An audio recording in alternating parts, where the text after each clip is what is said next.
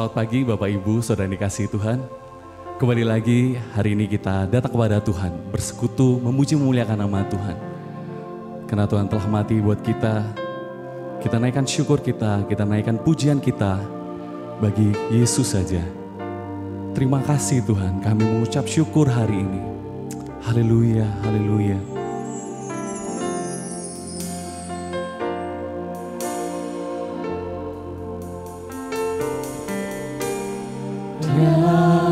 Yesus telah mati bagiku, Dia Tuhan selamatkan jiwaku.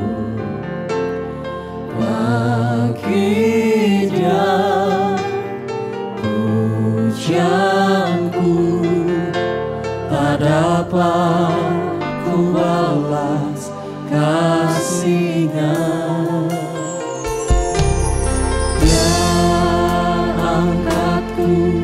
Jadi anaknya, beri damai di dalam hidupku. Bagi Dia sembahku, hanya Dia segalanya bagiku.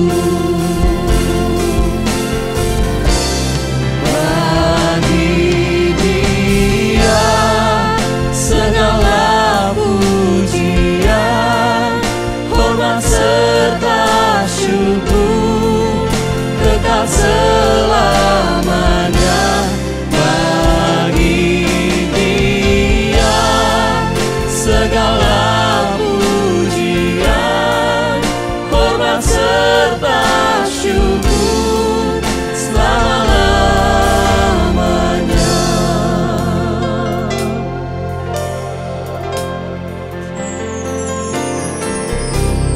Dia Yesus telah mati bagiku, Dia Tuhan selamatkan jiwaku. Bagi Dia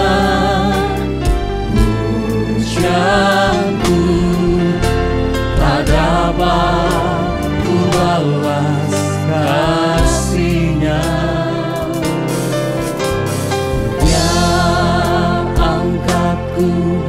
Jadi anaknya, beri damai di dalam hidupku. Bagi Dia sembahku, hanya Dia segalanya bagimu. Bagimu Tuhan, segala pujian, hormat serta syukur kekal selamanya. Bagi Dia segala pujian, hormat serta syukur selama-lamanya.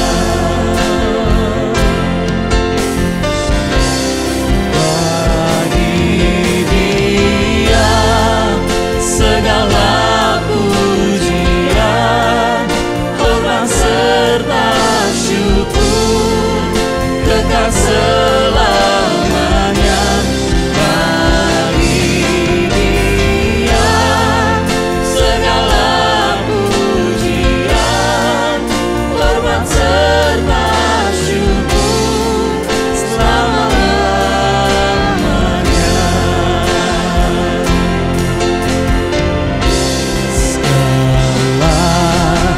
Pujian dan kemuliaan hanyalah bagi-Mu, hanyalah untuk-Mu. Segala pujian dan kemuliaan persembahkan di hadapan-Mu, Tuhan. Segala pujian dan kemuliaan hanyalah bagi-Mu, hanyalah untuk-Mu. Segala pujian dan kemuliaan ini ku persembahkan di hadapan-Mu, Tuhan. Ini ku persembahkan di hadapan-Mu, Tuhan. Ini ku persembahkan di hadapan-Mu, Tuhan.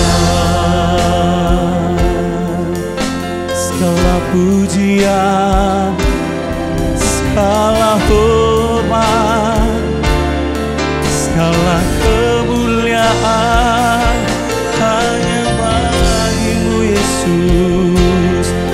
Kau yang layak disembah, Kau yang layak dipuji, hanya Yesus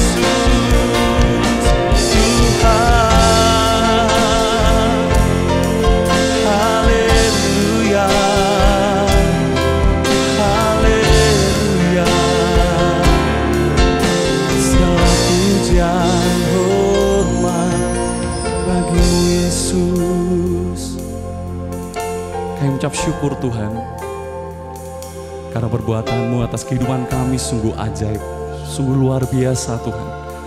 Sampai hari ini Tuhan kami boleh merasakan, menikmati kebaikan-Mu. Terimalah segala pujian kami Tuhan.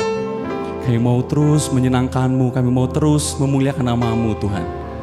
Pagi hari ini Tuhan Yesus, kiranya Kau pimpin ibadah kami dari awal sampai akhirnya. Bila segala pujian hormat hanya bagi nama Yesus saja. Di dalam nama Tuhan Yesus Kristus. Haleluya. Amin. Haleluya. Mari kita sama-sama pujikan bahwa Dia Allah yang sanggup melakukan segala sesuatu. Dia Allah yang sanggup melakukan segala perkara dalam kehidupan kita. Amin Bapak Ibu. Terima kasih Tuhan.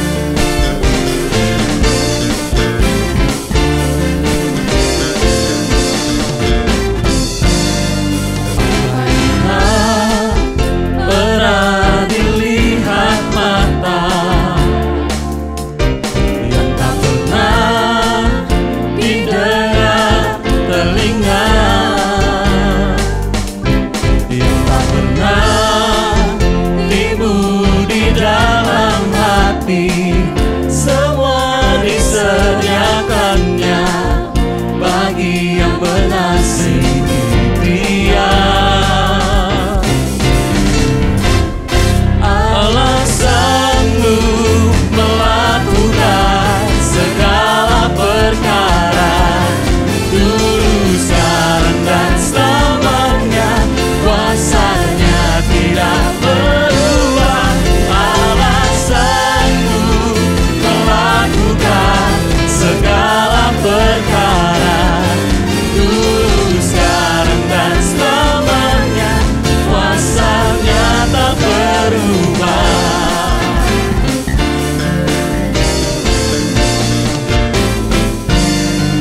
Apa yang tak pernah dilihat mata, yang tak pernah didengar telinga,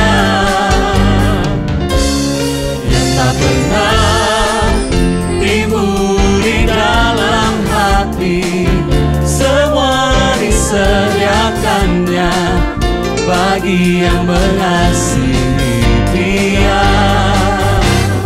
Allah sanggup melakukan segala perkara, dulu, sekarang, dan selamanya. Kuasanya tidak berubah. Allah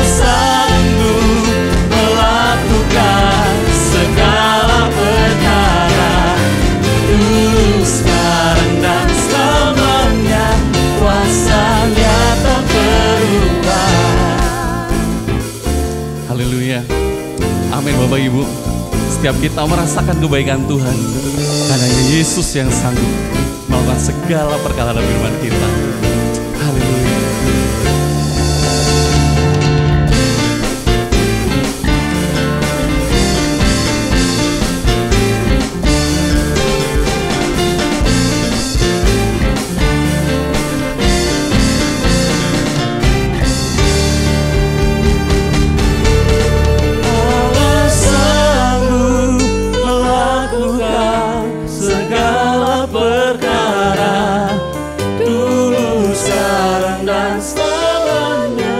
Kuasanya tidak berubah.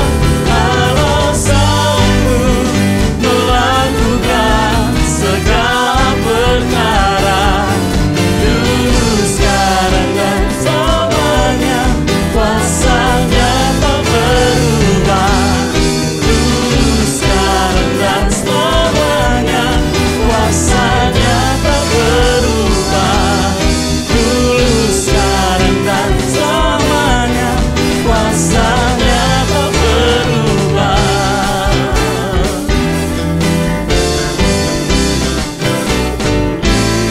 Haleluya, segala kemuliaan bagimu Tuhan Yesus.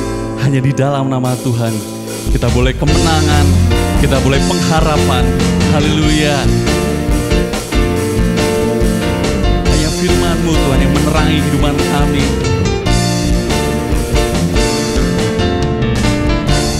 Firman terangi jalanku,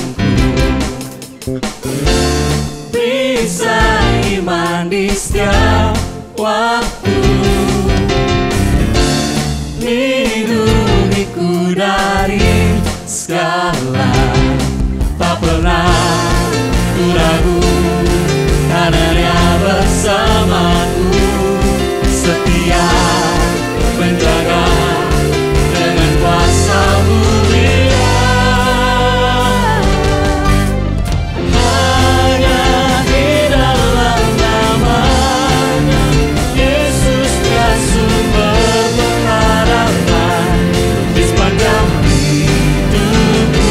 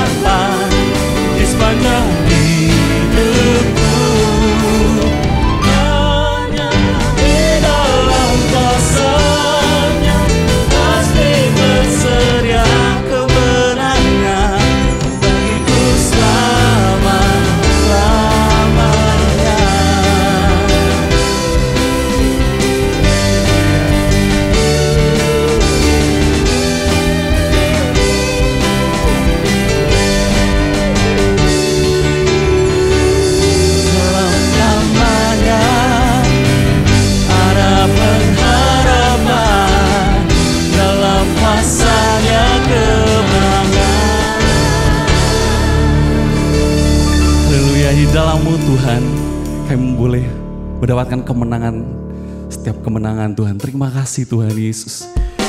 Bila kami terus semakin hari dekat kepadamu Tuhan, kami boleh terus semakin hari semakin melekat hidup dengan-Mu Yesus. Terima kasih Bapa, terima kasih.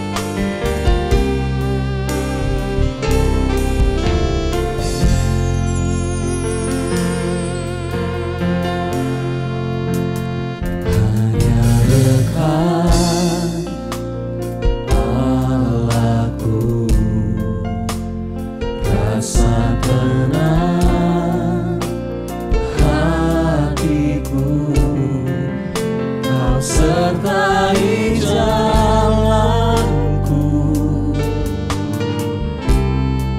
sepanjang hidupku,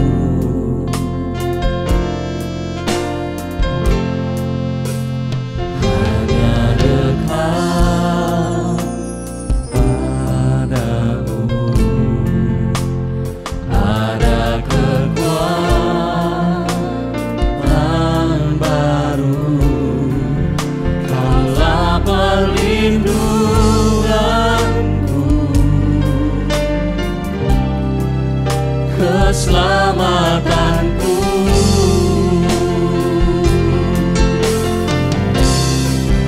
ku ingin selalu bersekutu denganmu, menikmati hadiratmu.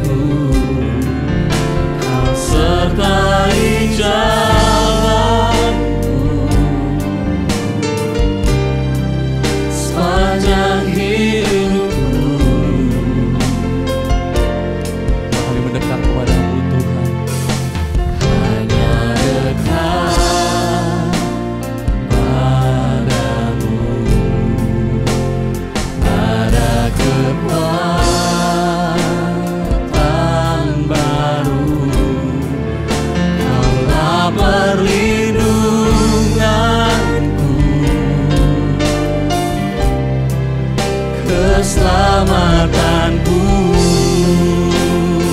ku ingin selalu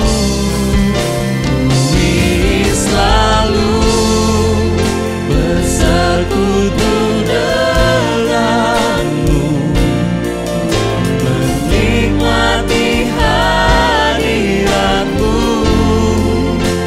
biarkan Roh-Mu tinggal dalam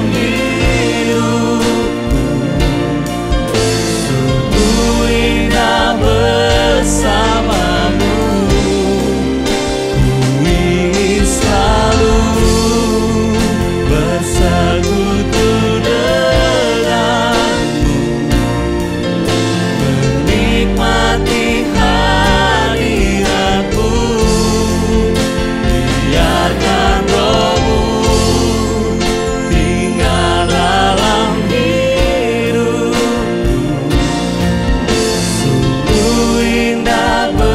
bersamamu. Sungguh indah bersamamu, bersamamu Tuhan. Sungguh indah bersamamu selamanya. Terima kasih Tuhan. Kau Allah yang luar biasa. Benar, kami adalah orang-orang yang lebih daripada pemenang. Engkau menyelamatkan kami. Bahkan Engkau terus menyertai kami dan menyatakan kasih anugerah-Mu di dalam kehidupan kami. Sampai kami satu kali berjumpa dengan Engkau Tuhan. Kami mau bersyukur Tuhan untuk semua yang Tuhan telah kerjakan di dalam kehidupan kami. Dan biarlah Tuhan sepanjang kami diberi kesempatan Tuhan untuk ada di dunia ini. Biarlah hidup kami adalah hidup yang menyenangkan Engkau. Hidup kami hidup yang mempermuliakan Engkau. Hidup kami adalah hidup yang sedang menyatakan bahwa Engkau adalah Allah yang mati buat kami dan bangkit buat kami. Kami percaya Engkau ada di tengah-tengah kami. Dan kami percaya Tuhan Engkau sendiri yang mengurapi kami. Engkau sendiri yang akan berkata-kata atas kami. Engkau sendiri yang akan menjamah kami. Dan Engkau sendiri Tuhan yang akan menolong kami. Menjadikan kami pelaku-pelaku dari setiap firman yang kami mendengar saat ini. Kami serahkan jam ini Tuhan hanya di dalam tangan dan kuat kuasa-Mu. Di dalam nama Yesus kami berdoa dan kami mengucap syukur. Amin. Amin. Silakan duduk. Shalom. 2 minggu yang lalu kita memperingati akan hari kematian dan kebangkitan Tuhan. Itu adalah hari kemenangan buat kita. Hari yang saya mau mengatakan tidak ada seorang pun yang bisa mengalami ini kecuali mereka betul-betul percaya bahwa Dia, Yesus, mati di kayu salib karena Dia sangat mengasihi kita dan bangkit dari antara orang mati karena Dia adalah Allah yang sanggup melakukan segala perkara. Dia Allah yang berkuasa dan itu adalah saat kemenangan yang luar biasa di dalam kehidupan kita. Tapi mari kita mau sedikit flashback di dalam kehidupan pada waktu sebelum Yesus mati disalibkan. 2000 tahun yang lalu tidak ada seorang pun yang melirik Yesus. Karena siapa? Dia hanyalah anak seorang tukang kayu. Rupanya tingkat sosial dari zaman bahla, dari zaman rekiblik, orang memang masih tetap ngelihat. Gak ada yang lihat Yesus karena dia memang ya orang biasa lah, begitu ya. Gak ada orang yang mau percaya dengan dia. Ya tapi kemudian waktu dia menunjukkan siapa dirinya, bahwa dia orang yang hebat kalau seandainya sudah bicara di rumah-rumah ibadah. Dia itu pengupasannya luar biasa. Tiap kali kalau ditanya itu dia bisa menerangkan dengan sangat gamblang. Dan itu membuat orang-orang mulai tertarik. Membuat orang-orang mulai sedikit angkat topi. Wah, ini orang luar biasa. Ngelebihin ahli-ahli Taurat. Dan kemudian ya lebih lagi. Mereka mulai lebih percaya lagi, lebih yakin lagi, lebih ngelirik lagi pada waktu Yesus mulai melakukan mujizat-mujizat yang mana cukup banyak orang tidak bisa melakukan hal itu. Masih ada sih 1-2 tabib-tabib yang hebat-hebat, orang-orang sakti pada waktu itu. Masih ada sih yang bisa bikin mujizat yang Yesus juga buat, masih ada. Bukankah dulu tabib-tabib juga bisa menyembuhkan orang? Tapi kemudian ada mulai banyak kasus-kasus yang ternyata tidak dapat ditangani oleh siapapun. Ternyata Yesus sanggup. Di sini mereka mulai membandingkan dan mulai mengevaluasi. Dan mereka mulai menyatakan gak ada duanya nih. Gak ada duanya nih. Ini cuma satu-satunya nih. Seperti ini. Karena cuma Yesuslah yang sanggup melakukan apapun yang orang lain tidak dapat melakukan. Bahkan sampai apa? Sampai badai pun bisa diteduhkan. Itu orang sakti juga gak bisa. Kita ingat beberapa waktu yang lalu pas waktu ada acara. Saya lupa itu, saya memang bukan penggemar olahraga ya. Apa sih SEA Games kah, apakah yang ada orang yang dia menari-nari supaya nggak ada hujan begitu ya. Tapi ternyata hujan juga ya. Ternyata ada juga hujannya. Nah, akhirnya orang bilang ya mau diapain yang namanya cuaca, mana kita bisa kendalikan, kita nggak bisa kendalikan. Tapi Yesus bisa kendalikan. Badai sebesar apapun dia bisa meneduhkan. Dan bukan dengan cara yang step by step, tetapi langsung selesai. Bahkan sampai orang mati pun dia sanggup membangkitkan. Dari sini orang-orang mulai melihat bahwa ini sosok yang luar biasa. Dan pada waktu itu kita harus tahu bahwa bangsa Israel ada di dalam masa penjajahan Roma. Mereka merasa terkekang, mereka merasa terbelenggu, mereka merasa menjadi orang yang tidak merdeka karena mereka adalah orang-orang jajahan. Mereka banyak ditekan dengan peraturan, bahkan pajak-pajak yang begitu menekan mereka, yang sampai mereka pada akhirnya memimpikan untuk ada seorang yang dapat membebaskan mereka. Seorang penyelamat. Seorang yang akan menjadi raja atas Israel dan menyingkirkan pemerintahan Roma pada waktu itu. Nah, mereka melihat sosok yang paling cocok dengan semua kemampuan, skill, segala sesuatunya, leadershipnya, apanya. Kelihatannya Yesus nih. Kelihatannya Yesus nih yang bisa digadang-gadang. Wah, mereka mulai pikir ini nih satu-satunya orang yang akan menjadi pembebas kita. Mereka sudah menaruh harap yang segini. Harapannya tinggi bahwa Yesus itu nanti akan menjadi pemimpin mereka. Tapi kemudian rupanya Yesus masuk di dalam satu babak kehidupan yang membuat orang kemudian mulai bertanya-tanya.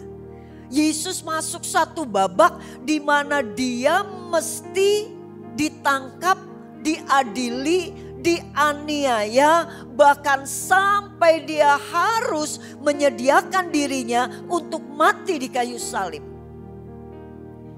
Hal-hal yang seperti ini gak ada di dalam konsep orang-orang yang menggadang-gadang Yesus. Konsep mereka adalah, konsep kita juga adalah seharusnya Yesus sanggup menyatakan, menunjukkan siapa dia. Dia harusnya menunjukkan sebagai seorang pemimpin yang tak terkalahkan.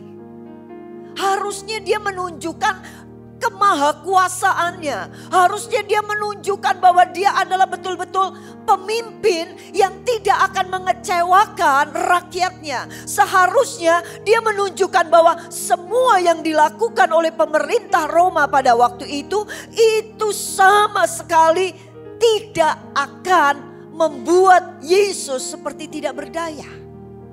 Seharusnya semua itu bisa dipatahkan dengan Yesus menunjukkan bahwa dia adalah Yesus yang sanggup melakukan segala perkara.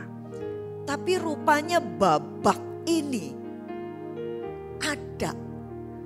Ini adalah satu babak dalam satu proses kehidupan Yesus yang kemudian sangat berdampak. Sangat berdampak kepada orang-orang yang menggadang-gadang Yesus. Ini pun sama di dalam kehidupan kita. Kita sangat yakin Dia adalah Allah yang Maha Kasih. Karena Dia Maha Kasih, maka Dia pasti Allah yang tidak akan pernah membiarkan dan meninggalkan kita.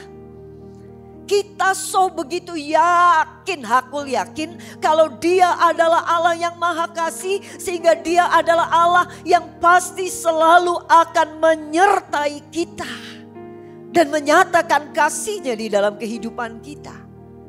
Dan kita sebegitu yakinnya bahwa Dia adalah Allah yang maha kuasa, yang sanggup melakukan segala perkara apapun. Tinggal sebut, Dia pasti sanggup karena Dia El Shaddai. Sehingga kita yakin apapun persoalan hidup kita pasti selesai, beres, dan kita akan muncul sebagai orang-orang yang lebih daripada pemenang. Tapi kita masuk kepada satu babak dalam kehidupan kita. Dan saya percaya setiap kita yang ada di tempat ini pasti pernah mengalami satu babak di dalam kehidupan yang melihat, kok Yesus gini? Kok Dia begini? Saya ingat waktu sebelum tahun 2000 ya. Saya mengalami satu kejadian yang saya waktu itu betul-betul perlu uluran tangan Yesus. Rasanya gak mungkin, tapi saya menetapkan hati, tidak ada yang mustahil bagi Tuhan. Tidak ada yang mustahil bagi Tuhan. Dia maha kasih, Dia maha kuasa, sehingga Dia pasti bisa menolong saya. Kalau Dia mencintai saya, Dia pasti akan menolong saya. Dan kalau Dia berkuasa, Dia pasti punya jalan keluar buat saya. Dan firman Tuhan berkata, kalau kita percaya, kita akan melihat. Oh, saya yakin Tuhan, saya belum lihat, tapi saya percaya Engkau adalah Allah yang luar biasa. Sekalipun saat ini aku masih ada di dalam lembah kekelaman, tapi di depan sana mata rohaniku sedang melihat ada padang yang berumput hijau yang Tuhan sediakan buat saya. Saya taruh di sini. Dan firman Tuhan juga mengatakan, orang yang mendua hati dia nggak akan dapat apa-apa. Oh, saya nggak mau mendua hati. Pokoknya yakin, hakul yakin. Yesus, Yesus, Yesus, Yesus, Yesus, Yesus, Yesus. Yesus maha kasih, Yesus maha kuasa, Yesus maha kasih, Yesus maha kuasa. Itu yang saya pegang. Tapi apa yang terjadi? Apa yang saya pegang? Saya dipermalukan. Orang-orang melihat saya seperti gak punya Tuhan. Orang-orang melihat saya seperti gak punya penolong. Orang-orang melihat seakan-akan saya nih gak ada yang bela. Saya masuk kepada satu babak di dalam satu kehidupan saya, di mana saya seperti sedang mengalami Yesus mati dan gak lakukan apa-apa. Jujur, saya kecewa berat. Saya kecewa berat. Konsep saya di sini, saya sedang mengatakan, Tuhan, ini kan bisa jadi kesaksian yang besar. Tuhan, saya nih mau nyaksiin ini. Tuhan, sejak awal saya masuk di dalam persoalan yang saya nggak bikin ya. Ini emang udah kejadian. Jadi bukan karena salah saya juga, tapi saya melewati ini dengan satu iman yang penuh percaya, dan apa yang saya lakukan persis seperti yang Alkitab katakan. Saya sampai marah dan saya sampai katakan, Tuhan, kalau ada kurang, kasih tahu kurangnya di mana. Tuhan bisa koreksi saya.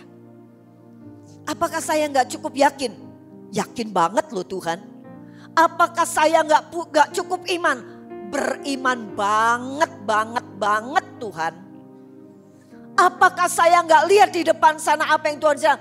Banget saya ngelihat Tuhan. Tuhan pasti sediakan. Tapi kenapa Tuhan harus melakukan ini di dalam kehidupan saya? Saya kecewa berat. Dan justru karena persoalan itu dan Tuhan tidak bikin apa-apa sehingga apa yang saya dapat.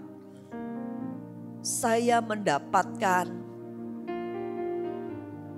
sesuatu yang bahkan seandainya pada waktu itu saya tidak beriman kepada Tuhan, mungkin saya bisa dapat jauh lebih baik daripada saya beriman kepada Tuhan. Mungkin murid-murid pada waktu itu juga akan berpikir, kenapa aku beriman kepada Tuhan? Dan karena aku beriman kepada Dia, aku sungguh yakin kepada Dia. Aku seperti gak takut kepada orang-orang. Karena aku yakin aku punya pembela. Aku gak takut sama dunia ini. Mau apa? Karena persoalan apapun, pembelaku pasti akan melakukan sesuatu. Tetapi sekarang dia gak ada. Dia gak lakukan apa-apa. Dan ini justru membuat kehidupan orang-orang yang mengatakan dirinya betul-betul percaya dan menggadang-gadang Yesus pada waktu itu. Mereka justru hidup di dalam keadaan yang sangat sulit. Karena mereka menjadi buronan pemerintah Roma pada waktu itu. Kondisinya seandainya mereka gak pernah mau percaya.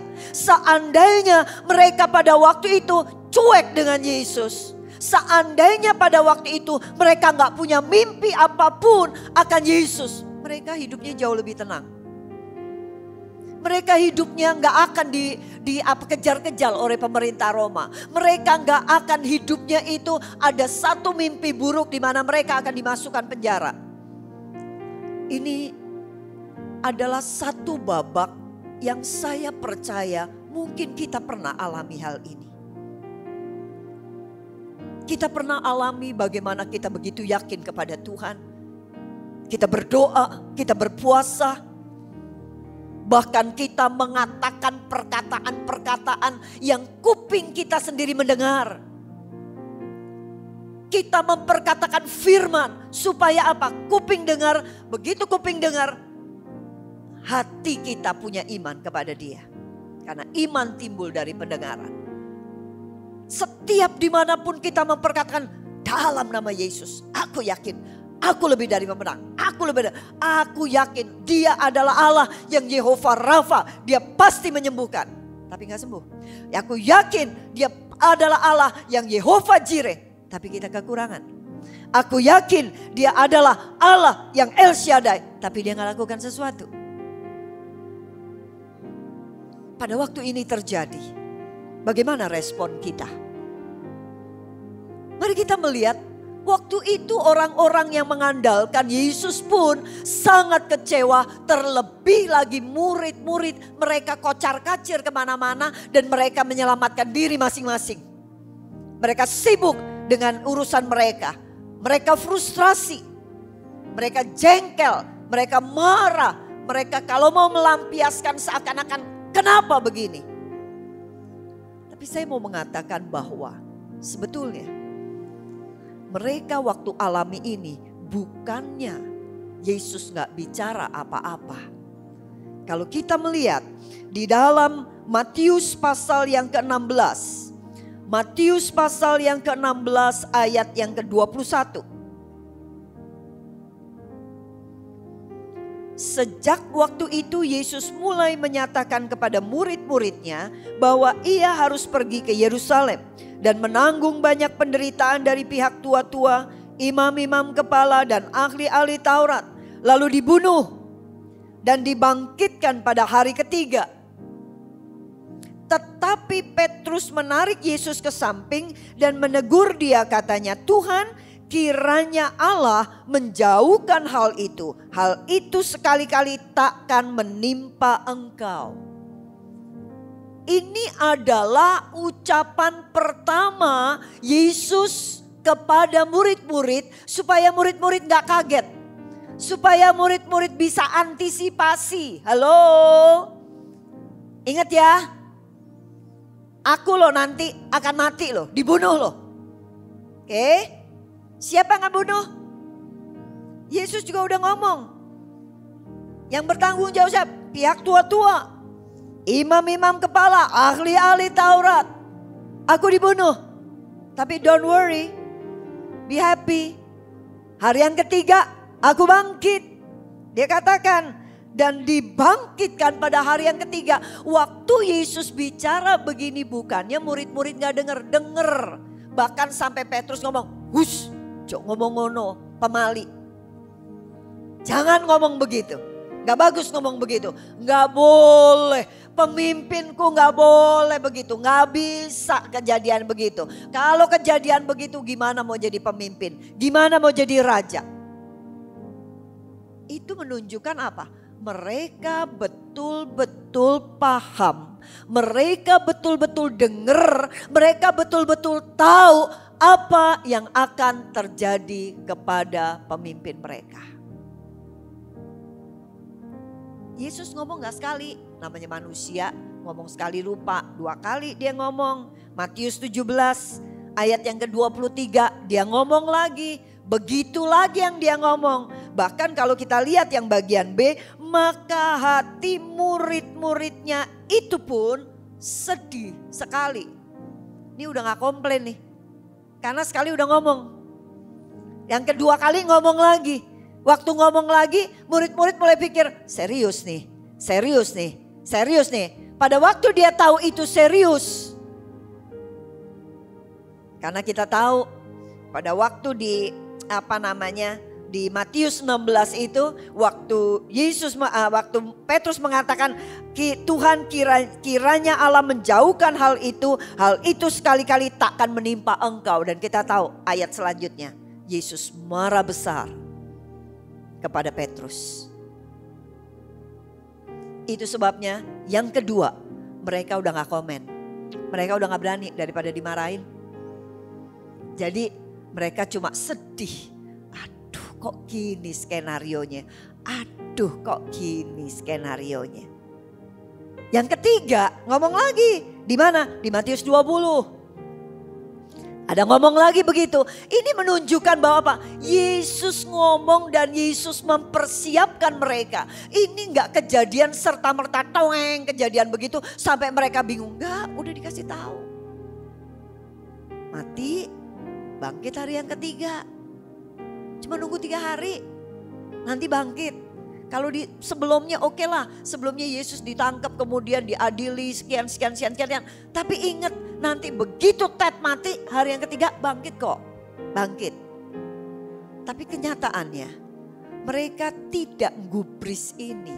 Itu sebabnya mereka harus masuk kepada satu babak yang paling gak enak di dalam kehidupan mereka. Mereka lupa ayat ini. Dan kita tahu, oke? Lanjut. Pada waktu itu kemudian Yesus bangkit. Ternyata ada hari yang ketiga. Oh puji Tuhan, haleluya. Ada hari yang ketiga, ternyata dia bangkit. Waktu bangkit, iman orang-orang yang gadang-gadang Yesus mulai murup lagi, mulai bangun lagi, mulai yakin lagi, ternyata Yesus luar biasa. Saya ingat waktu saya masuk kepada babak di mana akhirnya saya menyesal. Gara-gara gue percaya nih sama Yesus nih jadi begini nih. Ya, gara-gara sok yakin dan percaya sampai enggak mendua hati, sampai begitu yakin dan percaya. Padahal orang-orang udah ngomong, yakin, oh yakin, aku yakin. Aku punya Tuhan yang dahsyat. Aku punya Tuhan yang luar biasa. Aku gak mau mendua hati. Hasilnya bleketek. Dan waktu hasilnya begitu, orang-orang ngomong apa? Kon yo tak kandani kon. Waktu itu wis tak omongi. Kamu ngomong katanya Tuhan. Mana hasilnya? Malu. Jujur malu. Seakan-akan kalau dia mengasihi, kok dia izinkan aku jadi dipermalukan. Kalau dia betul-betul sayang, masa sih ada orang tua yang tega anaknya seperti dibully. Ada orang tua yang tega anaknya dibully? Enggak ada kan? Saya dibully pada waktu itu. Karena apa? Karena iman saya. Itu sebabnya saya gak mau menaruh harap besar sama Tuhan. Pada akhirnya saya masuk kepada satu babak yang mengatakan, udahlah. Jadi orang tuh ya beriman tapi berimannya juga pakai logika. beriman tapi berimannya nggak usah kayak bagaimana begitu ya. Sesanggup-sanggupnya Yesus, sehebat-hebatnya Tuhan kita. Ya tetaplah pakai otak lah gitulah. Tetaplah jangan sembrono lah kayak begitulah. Yakin. Semaha kuasanya dia tetap juga lah masih ya ada batasannya lah, ada limitnya lah. Itu waktu itu saya berpikir. Tanpa mengetahui ternyata ada hari ketiga. Ternyata Yesus bangkit. Ternyata ada sesuatu di balik itu semua yang Yesus menyediakan luar biasa. Apa yang gak pernah kita bayangkan, apa yang gak pernah kita pikir, apa yang gak pernah timbul di dalam hati. Itu yang Tuhan sediakan. Dan waktu saya menerima itu, awalnya saya gak yakin. Awalnya enggak. Saya gak mau lagi kecewa yang ketiga kali, gak mau. Cukup nih sekali kecewa karena Tuhan ternyata gak buat sesuatu. Yang kedua kali cukup nih Yesus izinkan saya dibully sama orang-orang. Udah cukup buat saya 2 aja sudah. Jangan sampai ada yang ketiga keempat. Kalau sampai ada yang ketiga keempat takutnya saya copot kependetaan saya.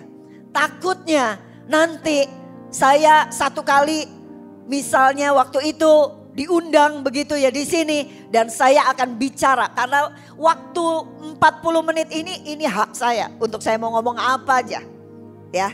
Saya akan ngomong sama jemaat. Gak usah terlalu bagaimana sama Yesus. Itu zaman dulu kejadiannya, zaman sekarang mah beda ya. Kita ada mulai pakai logika, mulai saya akan ajarkan itu mungkin ya. Kalaupun saya nggak copot kependetaan saya. Nah, rupanya pada waktu ada hari ketiga, langsung saya sini. Oh ternyata Tuhan luar biasa. Dan pada waktu saya alami itu, orang-orang yang membuli saya, orang-orang yang ngilok saya, yang jelek-jelekin saya karena iman saya kepada Tuhan itu membabi buta. Mereka mengatakan, Tuhanmu luar biasa. Yesus luar biasa.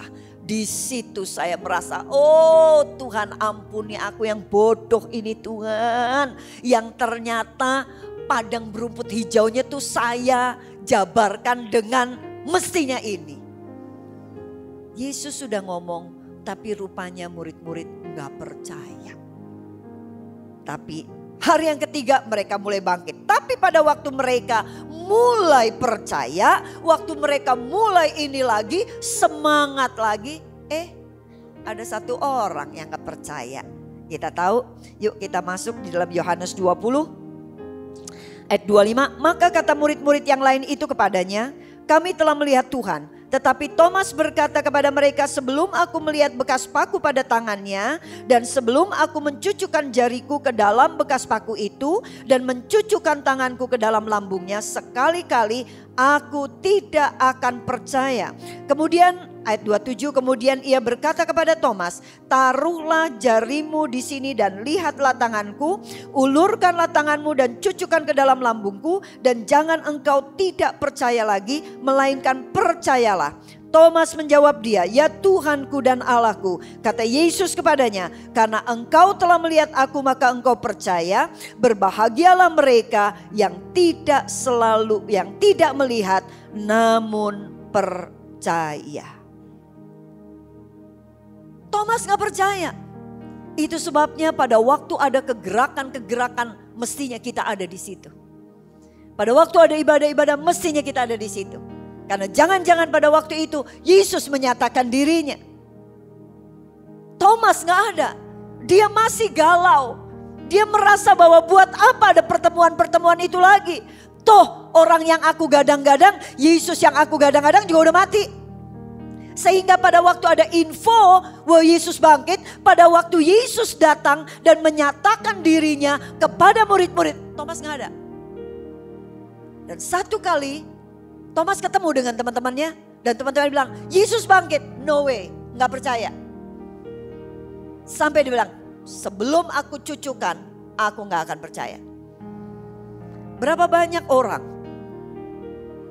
sekalipun dia mendengar, ada banyak kesaksian. Hamba-hamba Tuhan mungkin yang ada di tempat ini, pada waktu dia berbicara, dia menyaksikan bagaimana Tuhan yang dia sembah adalah Tuhan yang luar biasa. Tetangga kita, orang tua kita, anak kita, mertua kita, menantu kita, tetangga kita, saudara kita. Mungkin mereka menyaksikan bahwa Tuhan Yesus luar biasa. Tapi kita bilang, enggak. Kuping dengar, kesaksian dengar, tapi tetap gak percaya. Berapa banyak Thomas saat ini. Dan Thomas mengatakan, sebelum aku cucukan, aku gak percaya. Sementara yang lain sudah ada di dalam kondisi yang happy luar biasa, Thomas masih manyun. Thomas masih galau. Thomas masih tambah galau lagi pada waktu bilang, Yesus bangkit. Wah, gak mungkin. Mustahil. Takut untuk percaya. Karena apa? Dulu percaya, kecewa. Sama kayak saya. Saya juga dulu percaya, kecewa. Sampai pada waktu ada sesuatu takut untuk percaya karena takut dikecewakan lagi. Berapa banyak orang yang jatuh cinta, gagal, mau jatuh cinta lagi takut ya. Aduh, cukuplah pengalaman pada waktu itu. Aku udah gak berani lagi jatuh cinta lagi ya. Gak percaya lagi sama cinta karena begini-begini. Thomas juga begitu, saya juga alami itu. Takut untuk menjadi percaya lagi. Thomas juga ngomong, enggak, pokoknya kalau belum aku ini aku gak akan percaya. Tapi kemudian Yesus mengatakan satu ayat yang luar biasa. Berbahagialah mereka yang tidak melihat namun percaya. Kalau kita mau menjadi orang yang berbahagia, mestinya kita adalah orang-orang yang tetap percaya sekalipun gak lihat. Bagian murid-murid pada waktu itu adalah untuk menjadi percaya kepada apa yang Yesus sudah mengatakan bahwa aku pada hari yang ketiga bangkit dan mereka gagal. Bagian kita saat ini bukan untuk percaya kematian dan kebangkitan Tuhan. Itu it's long time ago in Bethlehem, itu udah kejadian 2000 tahun yang lalu. Dan mestinya kita percaya. Karena apa? Karena itu sejarah, fakta, betul itu terjadi. Yang menjadi PR kita adalah saat ini. Apa yang Tuhan telah nyatakan buat kita. Hidup kita ini semua udah ditulis oleh Tuhan. Bagaimana kita menjalani hidup udah ditulis sama Tuhan. Lewat apa? Tuhan bilang nih bangsa Israel nih alami ini semua. Pola yang sama juga akan terjadi sama kamu. Kamu alami persoalan, ada jalan keluar. Alami persoalan lagi, ada jalan keluar lagi. Ada persoalan lagi, ada jalan keluar lagi. Sama seperti bangsa Israel. Jadi sebetulnya semua yang kita alami, semua sudah apa? Sudah ditulis. Tuhan katakan apa? Percaya gak kita Roma 8 ayat 28? Allah turut bekerja dalam segala perkara, mendatangkan kebaikan buat kita. Percaya gak? Kejadian? Belum kejadian. Tapi kita mau percaya gak?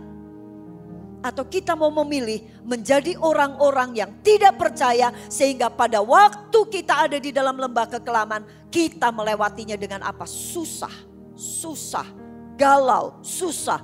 Berapa banyak kerugian yang kita alami. Pada waktu kita susah, tubuh kita menjadi lemah. Penyakit mulai masuk. Kita akhirnya mulai dikenal oleh orang-orang sebagai orang yang kasar. Kita mulai dikenal oleh orang-orang sebagai orang yang kalau ngomong omongannya pahit. Orang yang punya kepahitan di dalam hidup dan terus ada kekecewaan, terus ada sakit hati di sini. Omongannya pasti jelek. Omongannya pasti yang aduh.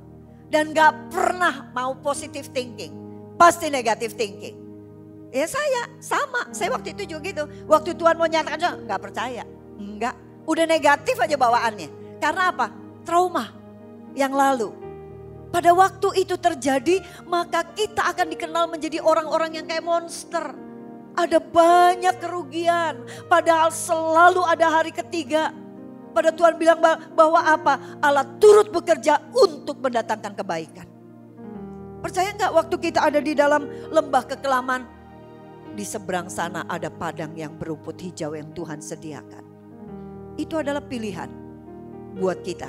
Mau kita lewatinya dengan happy, percaya ada di sana, Atau kita melewatinya dengan gak happy, dengan susah.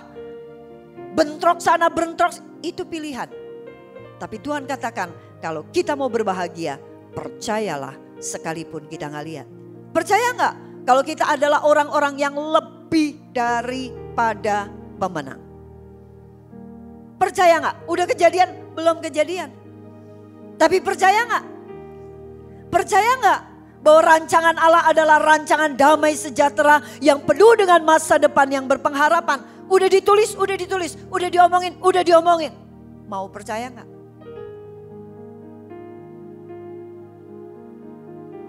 Berbuat salah itu manusiawi.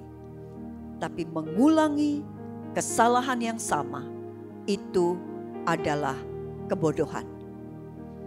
Saya memutuskan setelah mengalami itu semua. Saya ingat bagaimana saya melewati sekian tahun dengan kekecewaan yang besar kepada Tuhan. Saya mengingat sekian tahun, 2 tahun. 2 tahun saya melewati hari-hari saya dengan kemarahan. Saya ingat 2 tahun saya banyak membuat orang kecewa. Orang-orang yang ada di samping saya pada akhirnya kecewa. Karena apa? Apa yang keluar dari lidah bibir saya. Tindakan saya sudah tidak lagi serupa dengan dia. Tetapi apa yang saya lakukan, apa yang saya katakan, apa yang saya pikirkan, itu sudah seperti monster. Menyesal. Tapi pada waktu saya menemukan hari yang ketiga, di situ saya tidak mau menjadi orang yang bodoh. Saya katakan, Tuhan, mulai sekarang, sekalipun aku gak lihat, sekalipun aku sekarang melewat satu babak kehidupan yang sulit, ada kok pernyataan di dalam Alkitab. Bukannya Tuhan gak ngomong. Tuhan ngomong. Bahkan kalau ngomong selesai, tapi sekarang kita lebih lagi. Tuhan tuliskan, kita mau baca 1.000.000 kali bisa kalau kita mau. Dan Tuhan sudah ngomong. Semua buat kebaikan kita. Tuhan sudah ngomong. Kita akan muncul sebagai orang yang lebih daripada pemenang. Tuhan sudah ngomong. Ada padang yang berumput hijau yang Tuhan sediakan. Tuhan sudah ngomong bahwa kita ini adalah biji matanya Tuhan. Kita adalah imamat yang rajani, bangsa yang kudus, umat kepunyaan Allah yang Tuhan persiapkan untuk memberitakan perkara-perkara yang besar. Itu sebabnya sekalipun saya melewati semua itu, saya cuma pegang satu hal. Tuhan, I believe, aku percaya Tuhan. Di ujung sana ada hari yang ketiga buat aku. Aku percaya Tuhan, di ujung sana ada sesuatu yang luar biasa yang Tuhan sedang sediakan. Dan Tuhan izinkan babak ini aku lewati. Supaya apa?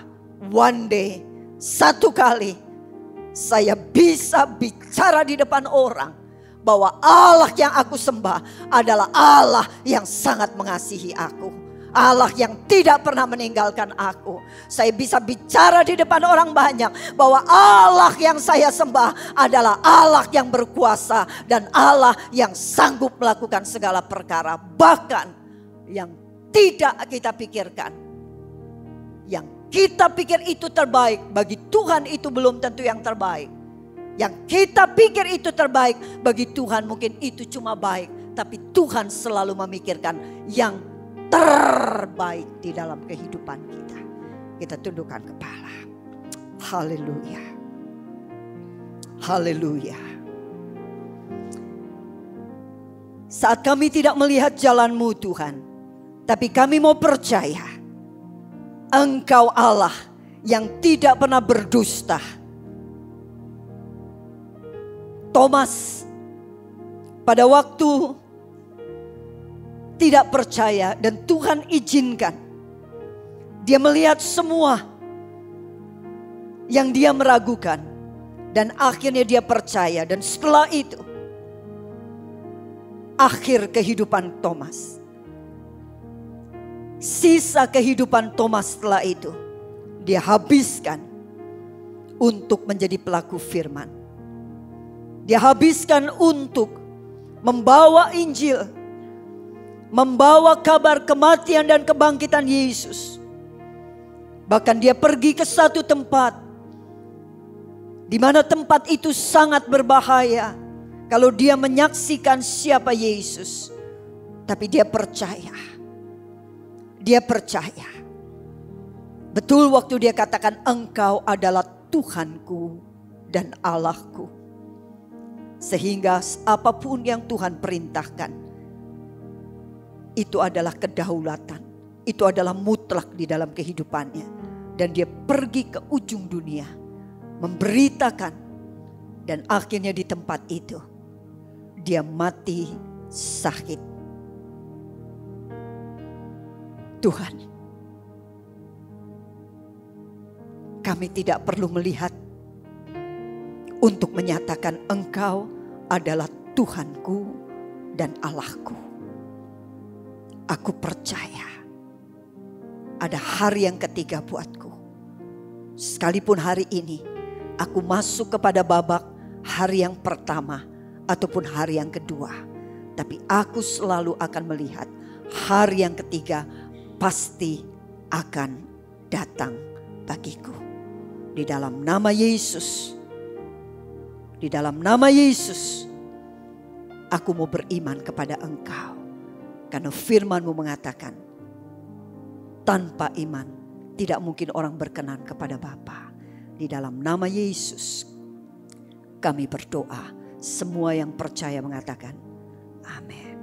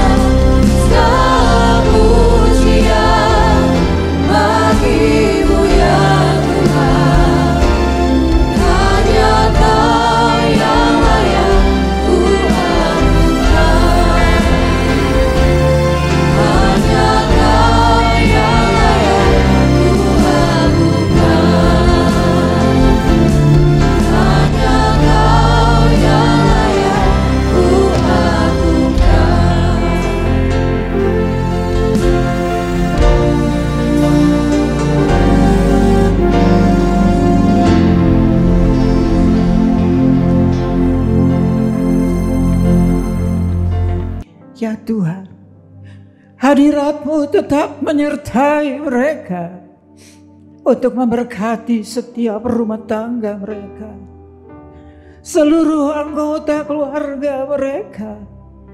Berkatilah usaha dan mata pencaharian umat-Mu. Berkatilah roti dan air mereka. Berkatilah umat-Mu ini dengan kekuatan dan kesehatan. Sesungguhnya Engkau sangat mengasihi umat-Mu. Seluruh umat-Mu ini ada di dalam telapak tangan-Mu. Dan tak seorang pun dapat merampas mereka, domba-domba-Mu ini, dari dalam tangan-Mu. Hamba-Mu berdoa, bawalah seluruh sidang jemaat-Mu ini semakin hari semakin dekat kepadamu, semakin mengasihi Engkau ya Tuhan, sehingga mereka boleh tiba di puncak bukit kesucian-Mu dan memandang wajah-Mu yang indah. Kini sidang jemaat yang dikasihi Tuhan, Allah yang kekal adalah naungan-Mu, dan lengannya yang abadi menopang Engkau. Tuhan memberkati Engkau dan melindungi Engkau. Tuhan menyinari Engkau dengan wajah-Nya, serta memberikan Engkau kasih karunia. Tuhan menghadapkan wajah-Nya kepadamu dan memberikan engkau damai sejahtera di dalam berkat nama Tuhan Yesus Kristus. Amin.